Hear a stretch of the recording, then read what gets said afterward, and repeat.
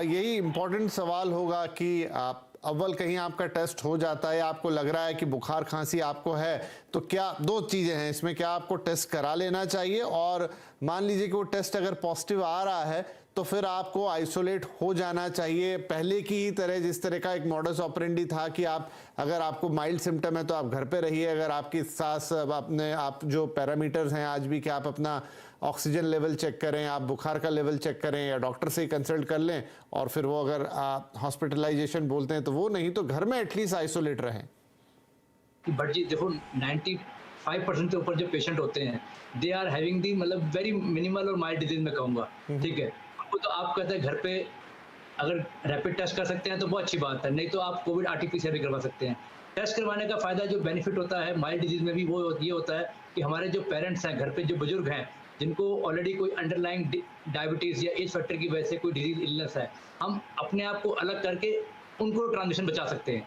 अगर हम टेस्ट ही नहीं करेंगे, हम सोचेंगे कि भाई हमें कुछ नहीं हो रखा, जस्ट शरीर में हल्का सा दर्द है, बुखार है, तो तब तक हम फैला चुके होंगे फैमिली अपनी कम्युनिटी के अंदर।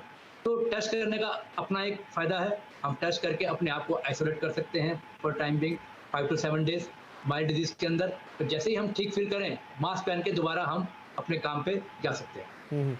तो नीलम जी, क्योंकि आप इन सारी चीज़ों पर नज़र रखती है, टेस्टिंग को लेकर इस वक्त कैसी एक्टिविटी है? क्या लोकल एडमिनिस्ट्रेशन, क्या स्टेट गवर्नमेंट्स, क्या लोकल बॉडीज़ टेस्टिंग को लेकर अफर्मेटिव हैं कि हाँ भाई हमें टेस्टिंग अब बढ़ानी चाहिए, या अब टेस्टिंग के लेवल काफ़ी लो हैं? नहीं, टेस्टिंग के लेवल प्रॉपर हैं और गवर्नमेंट भी इस बारे में काफी ज्यादा एक्टिव है कि टेस्टिंग प्रॉपर तरीके से होनी चाहिए। जैसा आप बता रहे हैं कि स्वास्थ्य मंत्री भी इस बारे में बोल रहे हैं कि उनकी तरफ से पूरा सपोर्ट किया जा रहा है और सारी जो भी सपोर्ट वो लोग दे सकते हैं वो सब कुछ है। पर जो इंसानों की तरफ से है, हम लोगों की तरफ से, पेशेंट्स की तरफ से, हम लोगों को ज्यादा हेल्थ अवेयर होने की जरूरत है।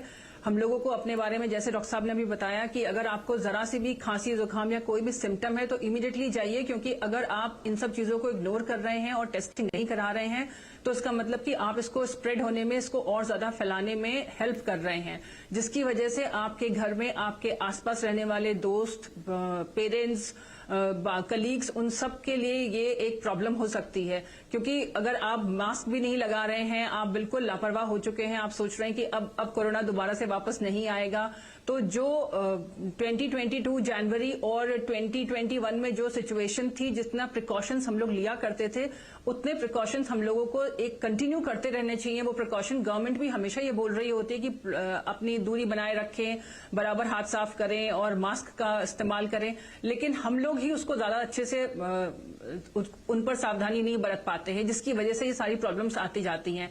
भले ही जरा सी भी अगर आपको प्रॉब्लम हो रही है, इमीडिएटली अपना टेस्ट कराइए, जाइए, और गवर्नमेंट की फैसिलिटीज हर जगह उपलब्ध हैं।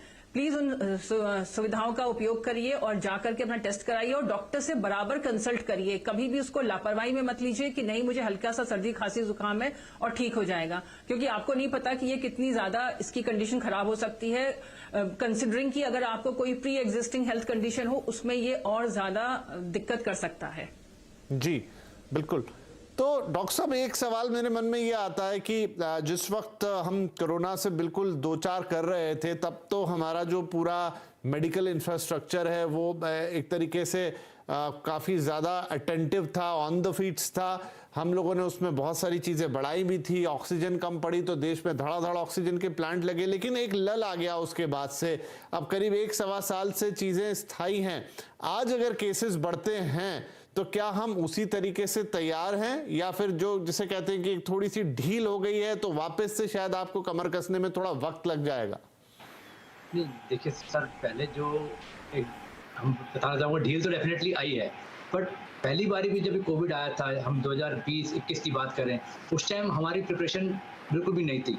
तभी लॉकडाउन लगा, तभी कहता आपकी कई सारी चीज़ें हुई, तो भाई वैक्सीनेशन भी नहीं हुई थी, तो हम उस टाइम बिल्कुल भी प्रिपेयर नहीं थे। आज वो स्थिति नहीं है सर। आज कई पॉपुलेशन में मैं कहूँगा कि वैक्सीनेशन आपकी कहते हैं 90% हो चुकी है।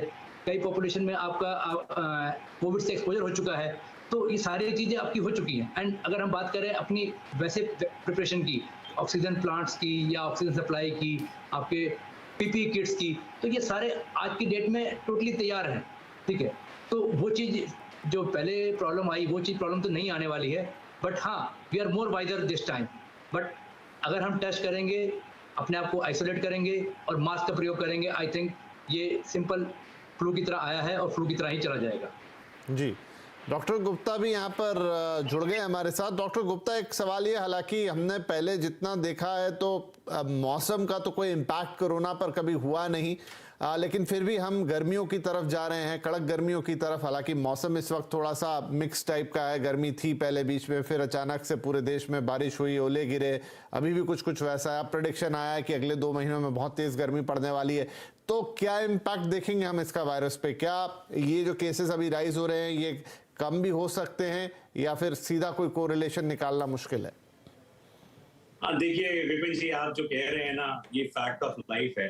हमने जब कोरोना आया था पहली बार, जब फर्स्ट टाइम इंट्रोड्यूस हुआ था हमारे जहन में कि ऐसी कोई चीज है, तब हम यही सोचते थे कि हो सकता है ठंडी में फर्क पड़ जाएगा, हो सकता है गर्मी में, लेकिन ऐसा कुछ होता नहीं है। वो ऑर्गेनिज्म अपनी और अपना सर्वाइवल के लिए जो जो चीजें हैं मॉडिफिकेशन करते चले जाता है और वो रह जाता है सिस्टम में।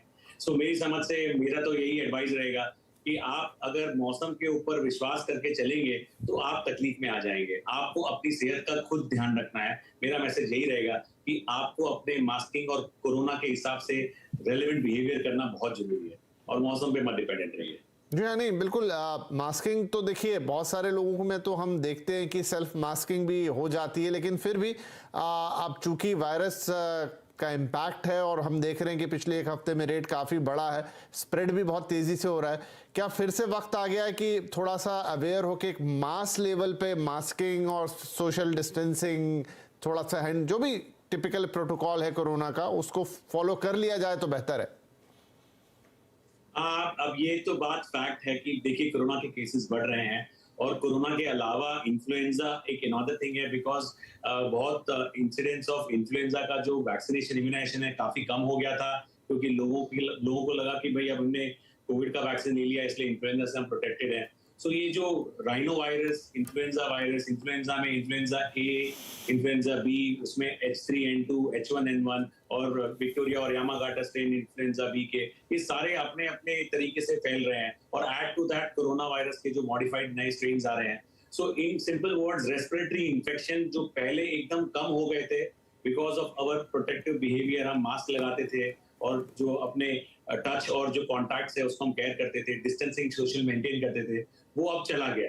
सो मॉरल हियर यहाँ पर यही है कि अब हमें फिर से दोबारा एक चीज ध्यान रखना पड़ेगा कि अगर हमें अपनी सेहत का ख्याल रखना है तो हमें ये चीजों का केयर करना पड़ेगा। और दूसरा, सेल्फ रेगुलेशन। यदि किसी को बुखार है या सर्दी जुकाम है तो अपने आप से आप ध्यान रखें कि आप खुद तो मास्क पहन लीजिए जिससे दूसरे को ना फैलाए। वो सबसे ज्यादा जरूरी है, बिकॉज एक इंसान को सर्दी होती है तो उससे तो समझ में आ रहा है ना कि उसे सर्दी है। तो मैं सबसे पहले आपके माध्यम से उन लोगों से ये कहना चाहूंगा, यदि आपको बुखार है, आपको सर्दी है, तो पहले आप पहन लीजिए। आपने यदि पहन लिया तो आपका परिवार और आसपास के लोग सुरक्षित हो सकते हैं। बिल्कुल, थोड़ी सी मतलब मास्क की हम सबको आदत भी है, अवेयरनेस भी है, अब तो अटपटा भी नहीं लगता। तो अगर छोटा मोटा कुछ प्रॉब्लम है और मास्क पहन लेते हैं, पब्लिक में जाते समय पहन लेते हैं, ऐसे ही पहन लेते हैं सर्दी खांसी पे, तो वो हमें बचाएगा ही। तो एक अच्छी प्रैक्टिस हो सकती है। चलिए एक छोटा सा ब्रेक लेते हैं यहाँ, लेकिन ब्रेक के बाद एक बड़ा सवाल ये कि most of the population vaccinated है, लेकिन उस वैक्सीनेशन, उस बूस्टर डोज को भी अब कई महीने बीत चुके हैं। तो जब ये कोरोना फिर से लौट कर आया तो क्या वो वैक्सीनेशन आज भी हमें प्रोटेक्ट कर रहा है? क्या इसके आगे तो अभी वो गवर्नमेंट की तरफ से कोई गाइडलाइन आएगी तो आएगी, तभी वो वैक्सीनेशन होगा, या जिन लोगों के ड्यू हैं एटलीस्ट उनके लिए टाइम है कि करा ले। बच्चों का क्या, क्योंकि उनके लिए 2-3 तरह की अलग अलग वैक्सीन आई थी। कुछ बड़े सवाल होंगे क्योंकि हमारे पास प्रोटेक्शन के लिए जो सबसे बड़ा हथियार है वैक्सीन ही है। चर्चा जारी रहेगी।